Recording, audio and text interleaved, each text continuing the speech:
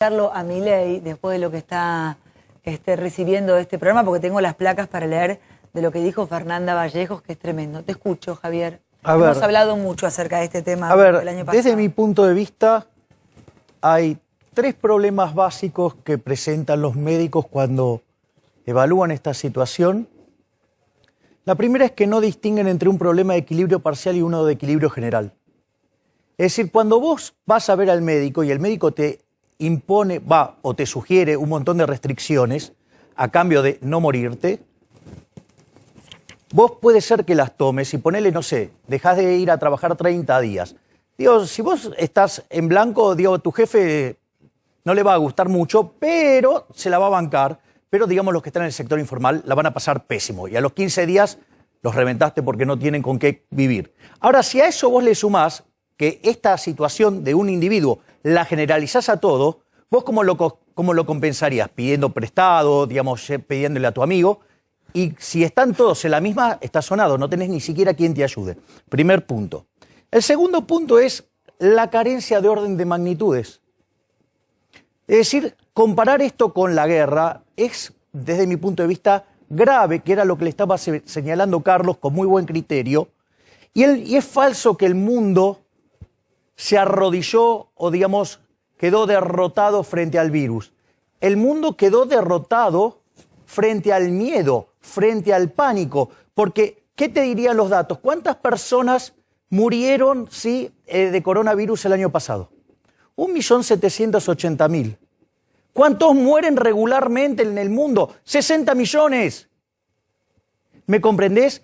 La Organización Mundial de la Salud comparó esto con la peste española. Si eso hubiera sido así, vos el año pasado deberías haber tenido, solamente por coronavirus, como ellos decían, 200 millones.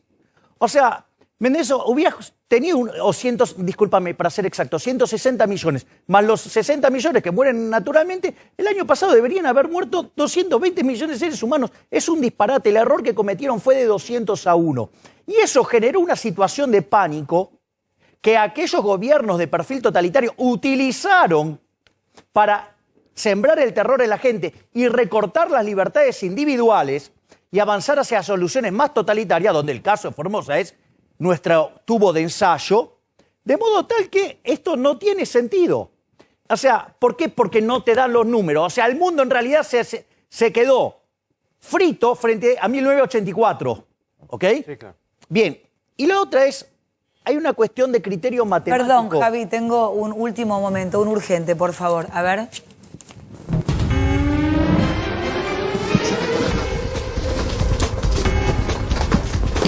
Es la visita. Ahí la vemos a la ministra Bisotti, que ayer lo dejó hablando solo a Matías Lames. Bueno, como seguramente no hay conferencia de prensa, no tuvo ningún problema en ir. Sigo conversando con Milei.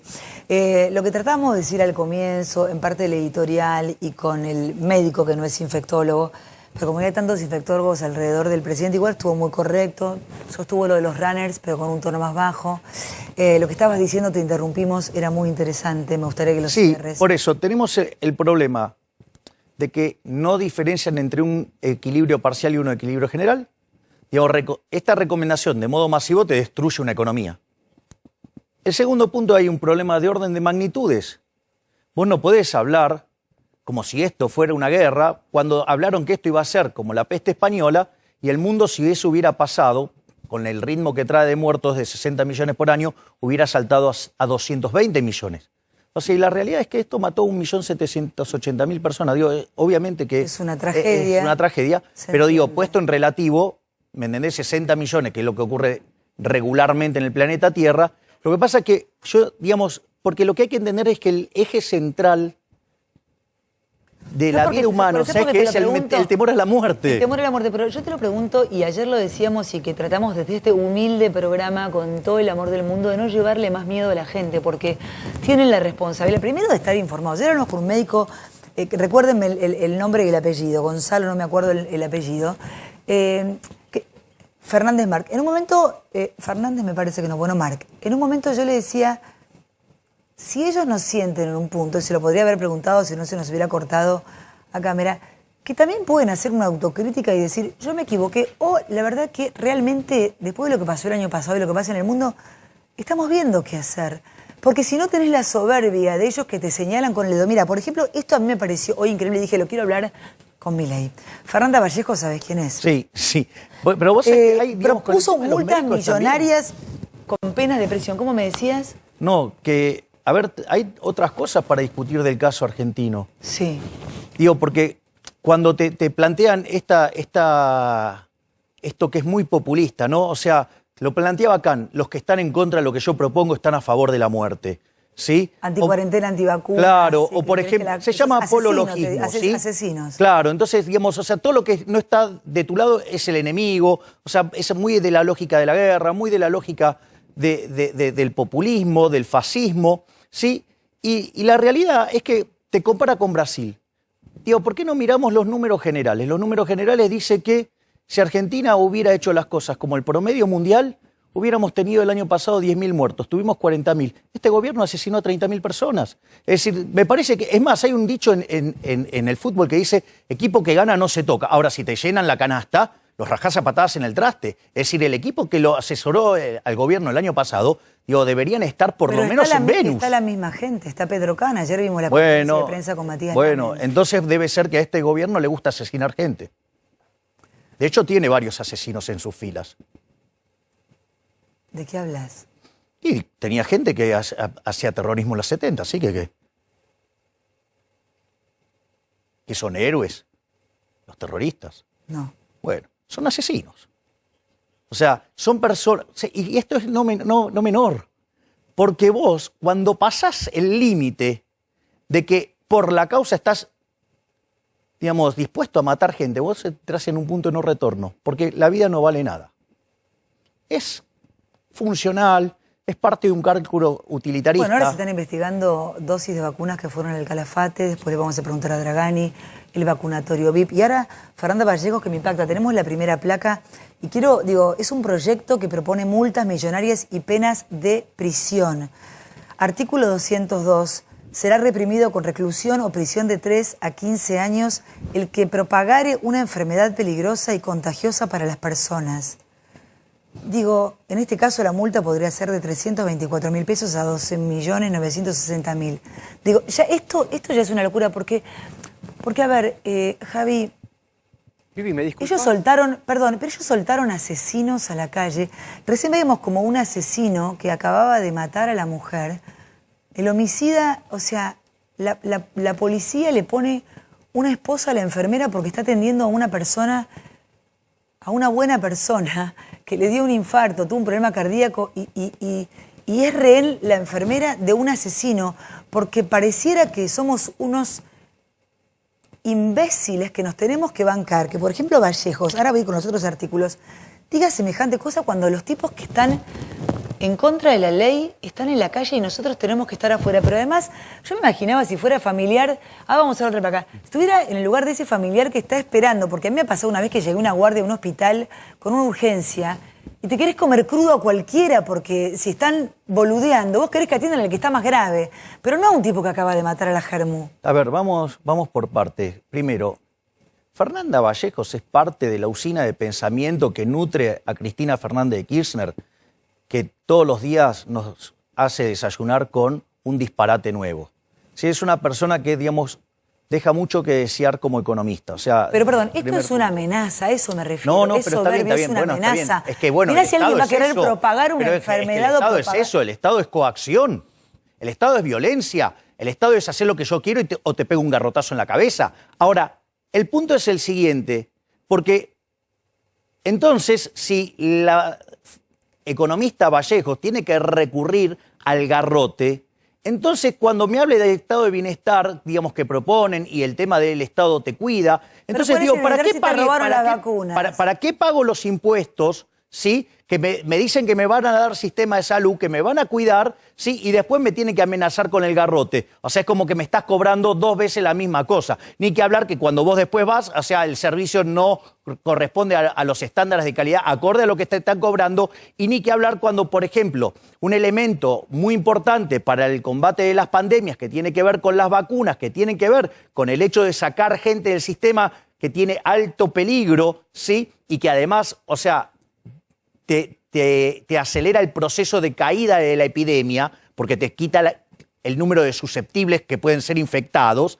O sea, el gobierno termina en un acto criminal haciendo saltar la cola, ¿sí? Porque es una imbecilidad lo que dijo Alberto Fernández cuando dijo saltearse un lugar en la cola no es un delito. Le dio una entrevista a Berbisky después de haberse salteado en la cola a Berbisky. También es un premio. Bueno, pero por eso es un inmoral. A ver, pero esto es que las acciones del Estado son inmorales y como están basadas en la violencia... ¿Son inmorales o son amorales? En principio digamos que son inmorales. O sea, el Estado es un ente violento. Ponemos el tape de Berbisky con el presidente de la Nación premiado por haber hecho que echaran a Ginés González García. Y además fue un escándalo. Y seguimos también enseguida con las placas de Vallejos. Vamos a verlo, por favor. Yo quisiera que nos actualices un poco, digamos, cómo está esa situación, cómo está esa negociación, cómo se concilian las cosas que dice el ministro Guzmán con las cosas que dice la vicepresidenta Cristina Fernández de Kirchner, que, digamos, se han presentado públicamente como contradictorias. Yo no veo la contradicción, pero tal vez yo me equivoco. Decime, explícame vos. Hay un deseo muy claro de dividirnos y de hacernos aparecer en posiciones contrapuestas que no son tales. Yo diría que en todo caso son formas de decir las cosas, son modos de decir las cosas, pero que en lo sustancial representan exactamente lo mismo. En verdad lo que estamos diciendo todos es que la deuda que heredamos en los términos en los que está es impagable, y lo que estamos viendo es cómo negociar con el fondo para obtener las mayores ventajas. Tenemos un montón de cosas. Por un lado, me escribe una persona, bueno, Claudio Velocopit, me dice, ante todo, feliz cumple, pero me dice, quiero contarte que la situación está realmente muy complicada y seguir así el sistema satura en pocos días. Esto no es opinión, es la realidad de la que está pasando en este momento. Todo es muy difícil. Bueno, en fin, gracias, Velocopit. Sabemos que todo es complejo, pero yo le agradezco a Velocopit, es uno de los dueños del canal. Yo sigo sintiendo que la manera en que nos comunican las cosas, los que tienen poder, son de una soberbia importante. Y además, como si en el primer tiempo le llenaron la canasta. Digo, es como si tu papá te grita y te cachetea, o si tu papá te dice, mira, por ahí no es. Digo, el modo y la manera me parece que es muy importante. Ayer hablamos con un médico que no era soberbio. Hoy se nos cortó con este médico, pero a mí me parece que el tema de la soberbia es un tema tremendo, porque en un montón de casos, con el vacunatorio VIP, por ejemplo, que el que destapó la olla fue Berbisky, es premiado por haberse salteado la fila.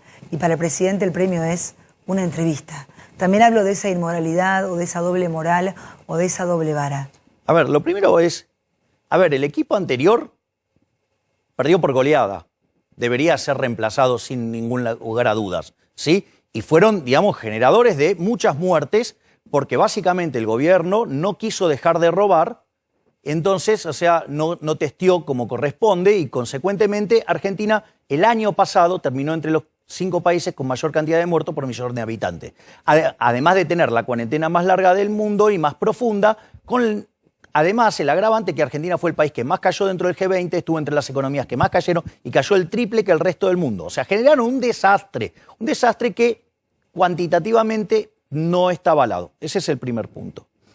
Entonces, en ese sentido, digamos, ahí la verdad es que, digamos, deberían llamarse a silencio porque son un desastre. Perdón, ahora, tenemos un día intenso. Háblame, Oni, tenemos otro urgente. Era para interrumpir. Vamos a ver. 11 frecuencias diarias, seguramente la semana que viene bajaremos a 7 frecuencias diarias y así paulatinamente hasta llegar a 4 o 5 frecuencias diarias, 6 si es necesario, de acuerdo a los destinos y del tipo de aviones, porque lo que se ha establecido es un máximo de cantidad de pasajeros, que es lo que permite hacer el control, digamos, pero nadie va a quedar varado en ningún lugar del mundo, porque va a haber conectividad tanto con Asia, con Europa, con Estados Unidos, con Centroamérica, con los países de América Latina, de toda la región. También hay conectividad programada. Obviamente que lo que va a haber seguramente es reprogramación de vuelos, porque en vez de venir una frecuencia diaria de un destino determinado, tal vez pase a haber 3 frecuencias semanales y eso hará que se reprograme. Pero nadie puede decir que se va a quedar en un lugar sin poder tener la opción de tomar una línea argentina. Sí, yo digo, para reforzar algo, ¿no? Para reforzar algo. El presidente en su mensaje fue muy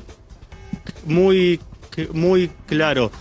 Tratemos de no viajar al exterior. Hoy, en el día de hoy, se fueron 1.700 argentinas y argentinos. El presidente nos mandó hoy para que se pueda cotejar y se pueda ver todas las medidas que hace el gobierno nacional, el gobierno de la ciudad, el resto de las provincias para mantener el sistema sanitario en forma, para que el sistema sanitario pueda seguir respondiendo a la segunda ola. Para eso es fundamental que escuchemos las palabras del presidente, mantener las políticas de cuidado y, por favor, evitar viajes. Recién veníamos conversando con la ministra de Salud y con el ministro de Transporte, que seguimos teniendo viajes de egresados, seguimos teniendo los viajes planificados de vacaciones, deberían empezar a suspenderse. Eso es uno de los llamados principalmente a la conciencia, pero estamos también analizando. Bueno, me hubiera encantado si le pueden poner la cucaracha a Meoni o a Guado de Pedro para preguntarle sobre todo al ministro de Transporte. No sé si es posible, me encantaría que le avisen a Meoni, que me gustaría hablar con él para preguntarle un montón de cosas, porque está buenísimo que ocupen esos cargos y que digan todo lo que quieren decir, pero por otro lado después decís, bueno, la gente que viaja en transporte público viaja re mal y no hay distanciamiento social. ¿Qué diferencia hay entre un colectivo y la gente que estaba bailando en Entre Ríos? Es más, estaban más espaciados. No me quiero ir de la primera fila de Berbisky y después volvemos a los 2 artículos que me quedan de Vallejos. Hablame de Berbisky y de que se coló y que pasó en la primera fila y que el presidente lo premia con una entrevista y después te dicen que no es tan importante haberse colado de la primera fila. A ver, lo primero que ahí, digamos, para mí fue una estupidez lo que dijo el presidente, porque el tema es el siguiente: ¿de dónde surgen las leyes? Las leyes en general surgen de los usos y costumbres y que la sociedad descubre que algún tipo de ordenamiento, digamos, vale la pena, ¿sí?, convertirlo en un marco para que podamos convivir de una manera mejor. O sea, para que la vida en sociedad sea más amigable, por decirlo de alguna manera. O sea, y la verdad es que colarse en la fila está mal. Ahora, ¿cuál es el problema? El problema es que cuando vos tenés recursos escasos, entonces vos tenés problemas de que tenés que cuidar y proteger a la ciudadanía, digamos, si le vas a dar seguridad. ¿Está mal o es inmoral? Para mí es inmoral. Es inmoral, pero a ver, ¿cuál es el punto? El punto es que hay delitos que lo que vos ganás por evitarlo versus a su costo, no te cierra la ecuación. Entonces, qué sé yo, digo, tratar de ver que los pibes no hagan pintadas en las calles, ¿sí?, en las casas. Y la verdad que está mal, pero digo, combatirlo es tan caro, ¿sí?, que me resulta más barato volver a pintar la casa, por decirlo de alguna manera. Entonces, hay algunas cosas que están mal, pero vos no la tipificás como delito porque el combate es tan caro que no tiene sentido. Colarse en la fila es eso. Ahora, ¿cuál es el problema? El problema acá es que ahora sí es caro colarse en la fila. ¿Por qué? Porque en realidad cuando vos estás colando a un diputado o a un amigo del poder, ¿sí?, estás quitándole la vacuna a una persona de alto riesgo. Por lo tanto, es lo mismo que vos llegás tarde a la cola, no te gusta esperar y entonces lo resolvés matando a tiros a los que están delante. Es decir, es un asesinato. un asesinato por la vía indirecta, pero es un asesinato. Bueno, no están vacunados ni los médicos, ni los enfermeros, Y, ni la gente. y a vos te parece, digamos, son los que están en la primera línea de eso sí que ataque, está en la son los que primera están en línea. la trinchera, ¿no? Y de repente, ¿entendés? Digamos, algún legislador Hablábamos de cuarta, recién de digamos, Velocopit. recibe la El día que vacuna. vino Velocopit acá nos contó que, bueno, él obviamente no estaba vacunado, que mucho menos su madre, que tiene 90 años, y no su personal sanitario. O sea, eso es. Y aparte decir, no sabía que eso estaba mal, es tomarte el pelo. Vamos al artículo 203 de Vallejos, de este proyecto que propone: cuando alguno de los hechos fuere cometido por imprudencia, negligencia, impericia o por no sé qué, no sé cuánto, los deberes a su cargo, se impondrá una multa de 5.000 o de 100.000 pesos. Yo igual lo único que pienso es cuántas boludeces que están dispuestos a hacer en vez de hacer las cosas que tenemos que hacer. El artículo 205 será reprimido con prisión de 6 a 2 años el que violare las medidas adoptadas por las autoridades competentes para impedir la introducción o propagación de una epidemia. Yo lo que me pregunto es, ¿por qué tenemos que estar escuchando o leyendo estas cosas cuando los presos están afuera porque lo sacaron en la pandemia y no le dan la vacuna al médico de la clínica de Velocopit o del hospital público? ¿Por qué? A ver, Tenemos que estar Viviana, aguantando clases de moral, pero clases de moral. Claro, pero Viviana, pero clases a ver, de moral, digamos, ¿de quiénes? A ver, digamos, las mismas mujeres, digamos, que estaban, digamos, defendiendo las banderas del feminismo y combatiendo a los machirulos y todo, son las mismas que después piden por la liberación de violadores. Por eso. Bueno, ok, entonces, digamos, hay un problema de coherencia en general en el progresismo. Ahora, al margen del punto anterior que te digo que no solo te están vendiendo que te dan el estado de bienestar, te dan la salud, digamos, y después te revientan a garrotazo, con lo cual es como pagar 2 veces lo mismo. Ahora, fíjate, esto es lo más Ahora, loco de perdón, todo, por esto es ejemplo, lo más loco si de esto todo. fuera así, Vallejo tendría que cobrarle una multa al presidente, a Moyano, Por ejemplo. y a la primera dama y a la mujer de Moyano, el hijo Por de Moyano, ejemplo. porque no tenían barbijo en el momento más caótico de la pandemia. seguro O que a para ellos Cristina, no. o a Cristina el día que fue cuando habló Alberto que no tenía barbijo. Digo, Pero- ¿por qué? O sea, esto, o sea, que acá hay una multa y años de prisión. Es un delirio, ¿no? Bueno. Ahí es cuando yo hablo del miedo. Ahí es cuando a mí me rompe soberanamente que nos llenen de miedo. Digo, no nos merecemos los argentinos. Pero está bien lo que estás diciendo. Ahora, digamos, Que nos traten mal. Pero vamos a ponerlo ahora en la lógica matemática de una pandemia. Perdón, porque Angela Merkel, que tanto la nombran, el otro día diciendo, bueno, voy para atrás con lo de la Semana Santa, digo, está diciendo, me equivoqué, pido disculpas antes de haber hecho algo. Acá no te pide disculpas nadie. Pero por eso. Y el tono en el que te hablan. Pero de vuelta, vas a ver cómo está poniendo Vallejos el carro delante de los caballos. La dinámica de una pandemia tiene 2 elementos.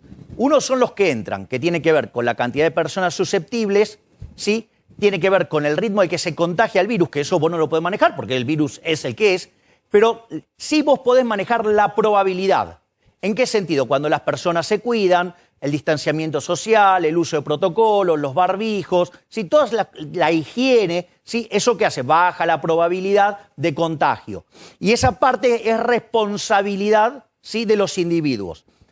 Y la otra parte es la parte que corresponde al estado de bienestar que brinda salud, que es hacer testeos masivos para remover más rápidamente la gente. Entonces, si la gente se cuida y baja la probabilidad de contagiarse, vacunás y los susceptibles achican y además se testea masivamente, vos controlás esto. Ahora, en realidad, ¿qué es lo que está fallando acá? Primero, no podés bajar los susceptibles porque Argentina vacuna muy poco. ¿Por qué? Porque son chorros, porque quisieron entongarse y ahora nadie le quiere vender vacunas porque saben que son un gobierno de chorros, ¿sí? Y que van a quedar todos sucios. Pero perdón, según Vallejos tenemos que ir en cara a los que, por ejemplo, no nos ponemos el barbijo, cosa que no me pasa. Pero no dice que vuelvan los chorros y asesinos a la cárcel. Está bien, pero esa es una discusión. Nos quiere meter a nosotros en la cárcel. Obvio. Vivi, es que a la cárcel vas a ir vos. El artículo 202 no dice que van en cana los que propagan COVID, dice que van en cana los que propagan todas las enfermedades. Claro. HIV, HPV. Yo pregunto, y al doctor también, ¿qué hace el Estado con una persona que propaga HIV? ¿Sabés qué hace? Le dan los remedios. Ahora Fernando Vallejo dice que lo van a mandar en cana. Claro. Perdón, lo que dice Jorge es exactamente eso. El artículo 202 es aquel que sabe que tiene la enfermedad y la propaga en forma adrede. El caso de Eric Torales. Exactamente, el 203 es aquel que tiene la enfermedad y viola las medidas dispuestas por el Estado o por el Poder Judicial y propaga la enfermedad sin saber que la tiene. Esa es la diferencia. Ahora, el 202 ya hace muchos años que está en vigencia, el 203 fue en el 2009. Acá tenemos el 202. Claro, sí. el 203 se incorporó en el año 2009, la última modificación que sufrió el Código Penal. La única diferencia, y acá está bueno que está Milei que nos va a aseverar esta cuestión, es que el único fin que tiene es fines recaudatorios. Utilizan la pandemia para recaudar dinero, porque lo que cambian son las multas. Sí, ese es el punto sí, central. es más, Doc, es más perverso esto. Porque fíjate, por eso quiero ir a la ecuación de la epidemia. Están los susceptibles, que vos los sacás más rápido con vacunas. Está la parte de tu comportamiento, que es lo que modifica la probabilidad, y está la parte que tiene que ver con los testeos masivos. Ahora, fallamos con las vacunas porque son chorros, y fallamos con los testeos porque son chorros. Y entonces, es decir, para cubrir a los chorros de la política, garrotazo a la gente. Es decir, trata de quitar la responsabilidad sobre la política para cargarlo sobre la cabeza de la gente. Es decir, no es culpable el que quiso afanar con los testeos, no es culpable el que quiso afanar con las vacunas y entonces no nos vende vacuna, sino que la culpa son, digamos, de aquellos que andamos de a pie, ¿sí? Y que entonces el resultado explota. Siempre lográs que a mí me pase algo cuando venís, que es que me agarra una sensación de angustia. Tenemos el video de Bono, pero porque hablamos de lo mismo, le ponemos la misma pasión. Cuando escribe Velocopit, yo lo entiendo perfectamente lo que dice Claudio Velocopit, porque tiene clínicas, porque ve que su personal de salud no está vacunado. Pero esto no va en contra de lo que dice Velocopit. No, por eso digo, porque al contrario. Él lo que tiene es una clínica. No, por eso, lo que digo es que una víctima, Velocopit. Por eso, digo, lo que a mí me enoja es que ciertos políticos o ciertos infectólogos o las personas que asesoran al presidente nos hablan con soberbia y nos dicen que nos van a meter en cana por estas huevadas que no tienen nada que ver con lo que hacemos los ciudadanos. Pero no dicen que los chorros vuelvan a la cárcel, que los asesinos vuelvan a la cárcel. Pero te lo pongo con otro ejemplo. Pero nos tratan de chorros y asesinos a nosotros. No, los chorros son esos, y para ocultar que son chorros, te lo cargan a vos, o sea, nosotros al privado. Te lo voy a dar con otro ejemplo que es idénticamente igual, y es del tipo de ejemplos a los que adhiere esta señora Vallejos. Según la señora Vallejos, la inflación obedece a cualquier cosa, menos a la emisión monetaria. Vos tenés evidencia empírica por más de 4.000 años, digamos, hay un libro que se llama 4.000 años de control de precios y salarios, que yo te lo regalé. Vos me lo regalaste y yo lo leo. Porque tiene prólogo mío, además, sí, la última versión del libro. Sí. Entonces, digo, y luego que vos te das cuenta que desde el 2800 a.C. en realidad eso nunca funcionó. ¿Querés un país donde no funcionó? Argentina. Desde la segunda mitad del siglo XX en adelante, en el único momento donde no hubo inflación fue la convertibilidad, que no había controles de precios. ¿Sí? Y sin embargo, esta gente viene con que la inflación es multicausal. No, la inflación es siempre en todo lugar un fenómeno monetario y deriva de que cuando el aumento de la oferta de dinero excede a la demanda de dinero, eso genera una pérdida de poder adquisitivo del dinero y hace que los precios suban, ¿sí? O sea, porque en realidad lo que está pasando es que el dinero pierde valor. Pero perdón, con respecto a las vacunas, Pero es que esto es igual, sí. Esto es igual. ¿Por qué es igual? Fíjate, ¿por qué es igual? Porque si vos pensás en estos términos, el único responsable de la inflación, ¿quién es? El gobierno. Como dice Campolongo, la política. No, la política no, el gobierno, es decir, el que está a cargo, ¿sí?, de la gestión. Entonces, digo, porque hay tipos que están haciendo política, pero no necesariamente están manejando la maquinita del Banco Central. ¿Sí? Ahora, ¿qué es lo que dice? Cuando vos empezás a decir que la inflación es multicausal, entonces, no, la culpa es de los monopolios de los grupos concentrados. Me encanta cuando haces la voz pero porque eso es una pelotudez. Pero discúlpame. Pero la voz de los monopolios por favor, dame un minuto. Redondeo el concepto. No, pero Carlos, yo digamos, ahora lo discuto y digamos, sé que digamos, va a ser una discusión muy valiosa. Pero, a ver, pero por ejemplo, te vienen, no, porque el problema es que en realidad los grupos concentrados. Bueno, eso es una pelotudez. Y te lo digo así, te pido perdón porque me exaspero. Pero, a ver, de última, si vos tenés un monopolio, lo que hace es afectar al nivel de precio, pero no a la tasa de variación. Y la inflación es la tasa de variación. Entonces, lo primero es que es una burrada eso. ¿Sí? El segundo tema es que es una burrada porque empíricamente te das cuenta que en realidad, ¿sí?, cuando vos mirás, digamos, en los 90, vos tenías los mismos grupos. Es más, todos los mismos grupos están en el resto del mundo también. ¿Y cómo es que no genera inflación y acá sí? ¿Me comprendés que no tiene sentido? O sea, en realidad es porque Pero ¿por qué sirve esto? Porque le echa la culpa a otro. Entonces la culpa es del petróleo, la culpa es de los empresarios, la culpa es tuya. Mirá toda la plata que gastás vos, mirá el tremendo vestido que te pusiste. Javier, ¿y por qué sacan el 80% de los votos y vos sacás un 5%? Si tenés No, una primero, receta mágica. a ver, primero vamos por partes. Sí. La primera es que la democracia no es un sistema perfecto. No, está bien, pero... Perdón, Bataglia fue al hueso, mal. No. Pero igual te voy a decir Bataglia. algo, yo no participé en las elecciones. O Bueno, sea, recién pero ahora la idea estoy política incursionando. de cerrar el Banco Central. Está bien, pero está de bien. hacer transformaciones profundas que la gente creo que no las está No, entendiendo. está bien. Digo, también existe el síndrome de Estocolmo y también existe, digamos, el masoquismo. Y a Argentina parece que, digamos, el masoquismo le gusta bastante. ¿Ok? Y digamos, si quiere corregir la enfermedad terminal que tiene comiendo veneno. Bueno, ok, digamos, o sea, ese es el punto. Ahora, la otra es, yo, digamos, esta es la primera vez que voy a participar en política, ¿sí? Por lo tanto, No arranques peleándote con los votantes, Javier. eso a mí, digamos, no va. Pido la palabra Y segundo, ¿sabes qué puede pasar también? Que yo no le transmita el mensaje de la manera correcta a la gente. Digo, porque yo también puedo fallar en la misión de transmitirle las ideas de la libertad a la gente. O sea, y eso, digamos, en Argentina no es menor, ¿eh? Perdón, ya tenés autocrítica, cosa que los políticos en general no tienen. No, bueno, pero ¿por qué voy a creer? En general no ¿por qué tienen. voy a creer que la gente, digamos, o sea, tiene que entenderme cuando hablo? Quizás soy un imbécil que hablo para el traste y no me entienden. No. Entonces, digo, entonces hay que mejorar la comunicación. Y si aún así no funcionara, quizás soy el problema yo y habría que Igual poner te lo a digo otro. siempre a vos y ya lo dejo a Campolongo. Y te lo dije creo que en las últimas entrevistas, a mí ya no me importa el afuera, me importa el contenido. Sos apasionado, pero sos brillante, y te lo digo, y lo hemos conversado ya con Alfredo Casero. Me parece un tipo con una cabeza brillante, estás por encima de casi todos los políticos, O sea, tal vez lo tu que manera pasa- apasionada, lo que loca, pasa es que etcétera, no estás acostumbrado. uno trata de- Pero yo prefiero un tipo que me venga a decir todo esto, que me lo tire por la cabeza, a uno que me venga mintiendo y me llene de pobres el país lo puedo con un dar con un 50% ejemplo. y le Te lo importe puedo dar tres con un pitos a la ejemplo gente. que te va a encantar. Sí. Vino y se acercó, con esto que ahora estoy en política, se acercó una persona, ¿sí? Militante de la vida. Militante De la vida, de las dos vidas. de las dos vidas. Ah, ok. Entonces, bueno, entonces estaba muy interesado por el trabajo que yo hago, digo, por la defensa que hago de las dos vidas y toda la lucha y el compromiso que yo tengo con eso. Y una charla hermosa. En el último minuto, cuando se está yendo, me dice, pero ¿sabe cuál es el problema, Milei? Que usted tiene malos modos. Le dije, ¿sabe qué? Hagamos esto. Vaya y apóyelo a Lustó, tiene unos modales maravillosos. Ah, pero es verde. Ah, bueno, pero usted, digamos, ¿prefiere contenido o modales?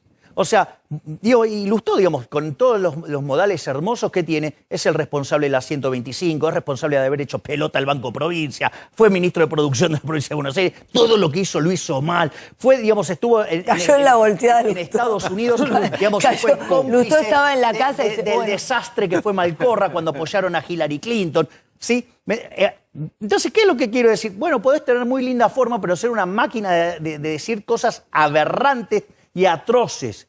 Es decir, los psicópatas más importantes, sí, los tipos más hijos de puta del planeta, hasta parecen buenos. De hecho, los socialistas, que son los más hijos de putas de todo, te la venden como que ellos son los buenos de la película, cuando su sistema se aplicó, fue un fracaso en lo económico, en lo social, en lo cultural, y además hay un pequeño detalle, mataron a 150 millones de seres humanos. Así que digamos, o sea, yo, digamos, o sea, defiendo las ideas de la libertad, las ideas del progreso, donde se aplican las ideas, donde yo propongo, digamos, a todos los Igual, países si les nos va cobran bárbaro. multa por las puteadas de Milei, las paga Lustó, que ya lo atendemos. Perdón, pero alguien se está metiendo. ¿Cómo que dice? ¿Cómo estás, Milei? Te estaba escuchando. Mira, Gran barba. el tema de los modos y la imagen, todo eso se puede trabajar, ¿eh? No me interesa. No te me interesa. Yo no estoy soy un. vacante. Hasta con Jaime te peleas. Yo estoy vacante. Usted es parte de lo peor que existe. Usted es el Pero- cáncer de la política Yo- junto a Marcos Pérez. Yo no- Quiero que sepa eso. Y que Vamos. usted, sí, con sus pésimas ideas, terminó arruinando a una de las pocas esperanzas que tenía la Argentina, que fue el gobierno anterior, que se vendió de una manera y terminó haciéndole caso a usted y al imbécil de Marcos Peña. Es más, cuando te hablan, viste, de la autocrítica de Macri, puedo decir cómo ¿Leíste el libro de Pero Macri? ¿sabes cómo me hubiera gustado que fuera la autocrítica de Macri? ¿Cuál? ¿Sabes cuándo yo se lo hubiera creído? Que Macri, en ese acto, al que fue Marcos Peña, ¿eh? Sí, fue. Entonces, No se sabía hasta último momento, pero bueno, fue. pero fue. Si yo hubiera sido Macri y quiero hacer una autocrítica, ¿sabes qué hago? Lo hago pasar a Marquitos, lo hago sentar ahí, y mientras que está sentado hablando, cae un crucifijo, y cuando se da cuenta, lo crucifijo y dijo, me equivoqué, le di demasiado poder a este pelotudo. No es una mala idea. No hizo ninguna No es una mala idea. autocrítica. No. Convengamos que no hizo ninguna Yo autocrítica. les digo nada más que hoy es mi cumpleaños y no quiero que justamente me despidan hoy al aire, pero no. No, Con humor. no, te digo yo. Ya voy, Martina, en una hora me voy a casa. Pero, Sí. pero a ver, Edu, soy libertario. Es así, es porque fuiste macrista. No, o sea, pero Eduardo, vos me conocés de hace No, pero años, pará, yo les pego a todos. Pero perdón, O sea, yo no hablo de pero para, división. puedo disentir con Eduardo, quiero le pegás disentir a con todos, Eduardo. No, hay pero algunos que perdón. no les pego y, digamos, si no me lo pero reconoces. Puedo disentir, uno no tuvo que haber sido macrista para O sea, enojarse esperanzó. con el gobierno Bueno, de Macri. decile al amigo Yo Martínez no que soy se- albertista, no era macrista, no era macrista, pero me esperanza, claro, no era cristinista, ni era kirchnerista, pero me voy ilusionando con cada gobierno que voto porque creo que nos va a salvar. ¿Cómo me voy a que nos ilusionar va a con el ayudar? gobierno de Macri, que tiene que hacer una reforma del Estado y lo primero que hizo subió la cantidad de ministerio a 22 y encima pone de ministro de Economía, bueno, en ese momento lo llamaba de Hacienda, sí, lo pone a Alfonso Prat Gay, que hacía campaña con tu mini Donda. ¿Cómo querés que me ponga? ¿Cómo iba a terminar eso? Mal. ¿Cómo terminó? Mal. Campolongo. A ver, Carlos, querido. Está muy bien, Milei. Javier querido, un pedacito nada más, porque con vos sería, vos tenés una posición, yo tengo... Muy interesante debatirlo. Lo primero que quiero afirmar acá delante de todo el mundo es que lo de Lavallejos, y perdón, doctor, es una incongruencia judicial. Ya no me meto en lo político. No, pero perdón, Carlos, para hacer esa modificación tienen que modificar el Código Penal. ¿Qué es propagar? No, pero además, cambiar las multas implica modificar sustancialmente el Código Penal. Y yo digo, ya que van a debatir una modificación en un código de fondo, ¿por qué no modificamos el código de fondo, de forma, el Código Procesal Penal, que es lo que vengo vaticinando hace tiempo, y meten preso a la gente que tiene... Pero ¿por qué no vamos a lo importante? Javier, en cuanto a lo de la inflación, que yo te escucho siempre atentamente, vos tenés una visión monetarista. Vos crees que la circulación del realidad dinero... yo soy austríaco, pero no importa. En la naturaleza monetaria de la inflación podemos tener puntos de contacto con los monetaristas. Exacto. ¿Por qué no tomamos en cuenta lo que es una tradición en la Argentina? O sea, la expectativa en la economía, que vos sabés que es un factor importante. Puedo contestar de a una porque si no se hace... A ver, la expectativa... Acá la que conduce es la compañera. No, conduzcan pero todos. está bueno, conduzcan está bueno todos. hacerla uno a uno para que, digamos, porque yo sé que me estás preguntando honestamente. Entonces, digamos, me parece que vale la pena que yo te conteste de la misma manera. A ver, ¿cuál es el punto? Lo digo así porque si él me tira un montón, yo puedo elegir la respuesta, ¿no? Sí. Y lo más honesto es que él tire una y yo se la contesto. Sí. ¿Cuál es la importancia de la expectativa de inflación? Cuando la inflación aumenta, la tasa de interés se hace más alta, la demanda de dinero cae y al generarse ahí el exceso de oferta de dinero, vos tenés la suba en el nivel de precios. Pero y el dólar, ¿no? Acordate. Vamos por partes. Porque eso está ligado Está a bien, nuestra pero experiencia. vamos por parte, Carlos. Sí. Entonces, en ese contexto, a vos, al bajarte la demanda de dinero, te escala el nivel de precios.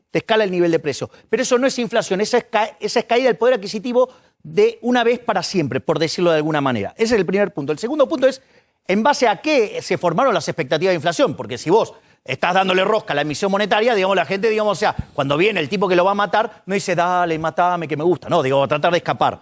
Y está bueno que lo ligues con el tema del tipo de cambio, porque si tus precios son más altos, vos, si controlás el precio de la moneda, ¿qué es lo que pasa? Quedás desfasado en términos de competitividad, entonces, digo, tarde o temprano, o perdés reservas o terminás devaluando. Pero, ok, con lo cual, lo primero es, la expectativa de inflación no genera inflación. Lo que genera inflación es por qué vos estás emitiendo y es sobre qué se sostiene la expectativa, pero no la expectativa en sí misma, porque si no, es más, porque hasta pueden ser infundadas y terminás perdiendo plata. Ahora, ¿vos no creés que también otro factor? Porque lo del multifactores lo dijo alguien del Fondo Monetario Internacional. No, pero Carlos, vos sos un hombre experimentado. Sabés que los documentos del fondo se acuerdan y, digamos, el gobierno trata de pasar... Pero quiero ir a algo más profundo. Su negocio político. A ver, espérenme que tenemos un Skype, me dicen, perdón que tenemos un Skype, y yo enseguida quiero leer esta especie de carta de Alejandro Dolina, ¿no?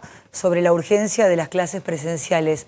Todo es un discurso único, todo es soberbia, todo es si el otro piensa distinto, no lo quiero escuchar, y esa es la parte que a mí Colilogismo se llama, colilogismo. Claro. Es decir, lo utilizan los marxistas. Si vos no adherís a estas ideas es porque sos un explotador, porque odias a los trabajadores, y eso el populismo lo usa a la perfección. Es el lenguaje de ellos y nosotros. O sea, pero es una táctica vieja, y eso no la usan solamente de un solo lado, es que si no es esto, son lo otro, ¿eh? Ojo. De ambos lados, de la grieta. Lo tenemos ¿Hay grieta? ¿Vos decís que son socios, que no hay grieta? Para mí son socios. ¿Por qué?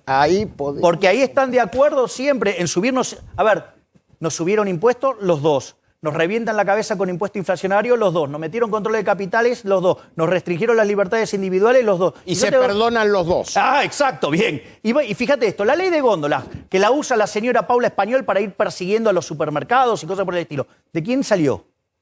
La mandó la señora Lilita Carrió a instancias del pensamiento de Prat Guy. La ley de alquileres, ¿quién la mandó? Lipovetsky. ¿Sí? O sea, una aberración, algo que, digamos, toda la literatura tiene probado que no funciona. Él que hizo, lo hizo. ¿Y cómo iba a funcionar? Como dijimos que iba a funcionar, para el culo. Ahora, cuando yo se lo dije esto al imbécil de Lipovetsky, al parásito ese, ¿sabes con qué me contestó en Twitter? Necesitas un curso de género. No, boludo, estoy hablando de la ley de alquileres que no va a funcionar, que efectivamente, ¿qué pasó? Conocí a alguien que putea más que yo en tele y es un montón. Bancame. Perdón. Vamos a, Perdón. no, te lo van a cobrar todo a vos. Pero es que, ¿sabés lo que pasa? Que como hoy es tu cumpleaños, los Animal Spirits están a full. Hoy aparte te viniste así, con toda la furia, entonces... Perdón, esto es un piropo. No, ¿a vos qué te parece? No, para piropiame. No, pará, digamos, o sea, a ver, digamos, soy economista, no soy un androide. Si Milei no te putea... ¿Soy humano? ¿Soy humano? Digamos, sí, me gustan las mujeres, sí. Yo soy un robot igual, ¿viste? Que me ¿Sos un robot? Los hombres no me importan. Bueno, ok. Bueno, igual en mi caso a mí las mujeres me gustan. Igual agradezco. Y mucho. A mí también me gustan los hombres, Ah, pero bueno. ahora me está pasando algo raro. Una cosa, vamos a conversar enseguida sobre la carta de Dolina. ¿La tienen, chicos? Si no la tienen, búsquenla, porque me parece impresionante el nivel de soberbia que fue eso.